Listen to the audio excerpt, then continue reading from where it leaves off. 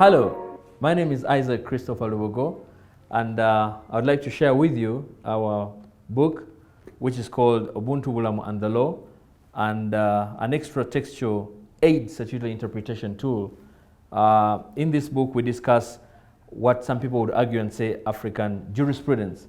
You could consider it more like a renaissance of Africanism, if you like, in terms of jurisprudence, because we make argument in terms of what was African, what was taken away from us, and what is relevant in terms of the things that we need to understand in as far as African jurisprudence is concerned. I would like to begin by reading for you something very small that may be necessary in terms of understanding where I'm coming from in terms of this argument. This book is premised on the argument called Vox Populi, Vox Dei, meaning the voice of the people is the voice of God. But listen, Lord Macklin, when he was addressing the British Parliament way back on 2nd Feb 1835, said the following things: I have traveled across the length and the breadth of Africa and have not seen one person who is a beggar, who is a thief. Such wealth have I seen in this country, such moral values, people of such caliber, that I do not think that would ever conquer this country unless we break the backbone of this nation, which is her spiritual and cultural heritage. And therefore, I propose that we replace our old and ancient education system, her culture. For if the African think that what is foreign and English is good and greater than their own, they will lose their self-esteem, their native culture, and they will become what we want them, a truly dominated nation.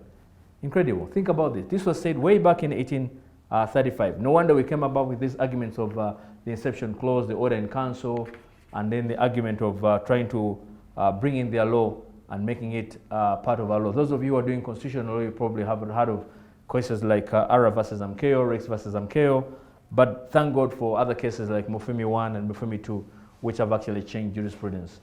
But the important thing that I'd like to argue in this book is trying to talk about the going back, finding our roots of sorts in terms of African jurisprudence.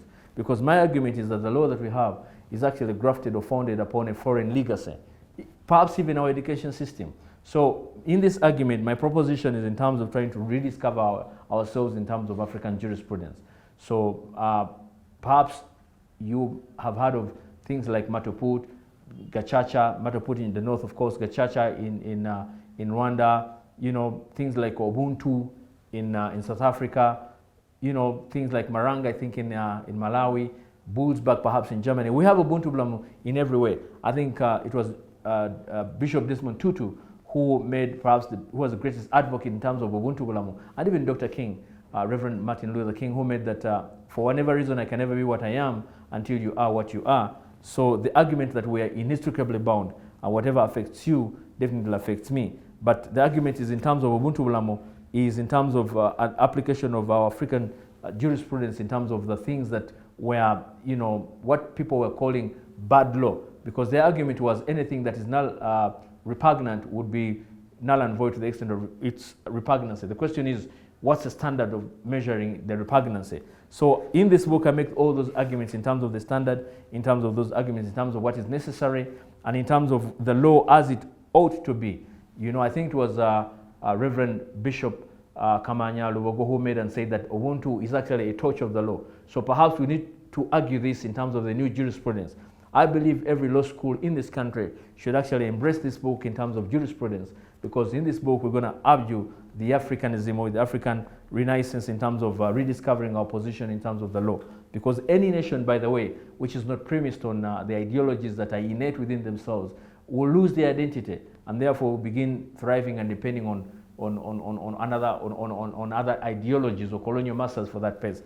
I mean, every country perhaps that has made a mark in this world, beginning from America, beginning from England, beginning from Russia, beginning from China, all those, even India, have actually grafted or developed their laws and ideals in terms of those customs and traditions that are innate within them.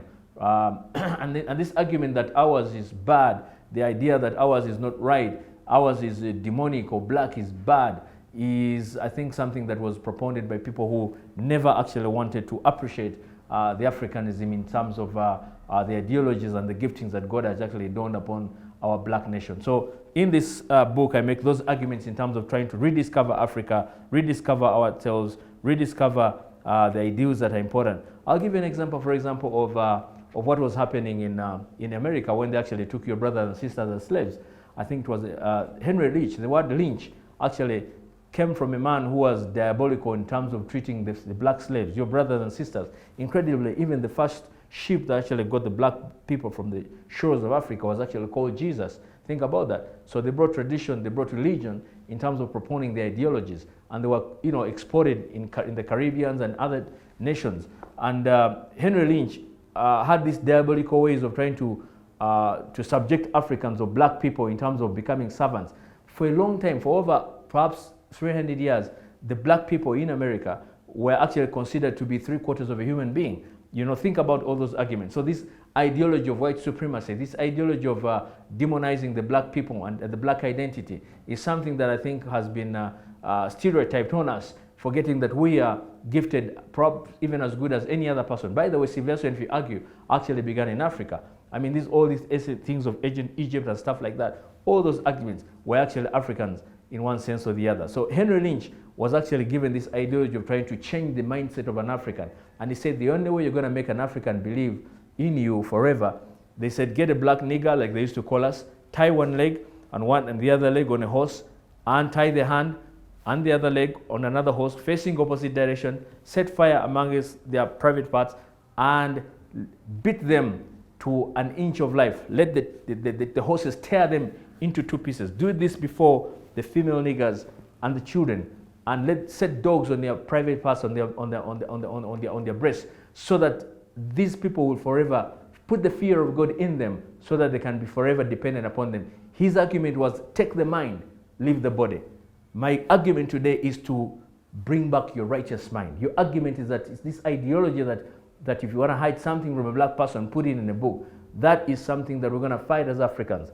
And I think it was one gentleman who said that the world has made being black a crime. I intend to make it a virtue. So we must change that. We must change that in terms of African jurisprudence. We have to discover our roots. And I'm not being black supremacist in sense, but I'm trying to be revolutionary in terms of African jurisprudence. So this book will bring us that aspect of African jurisprudence in terms of Ubuntu Bulamo and the law. Get it, my friend, and God bless you for your attention.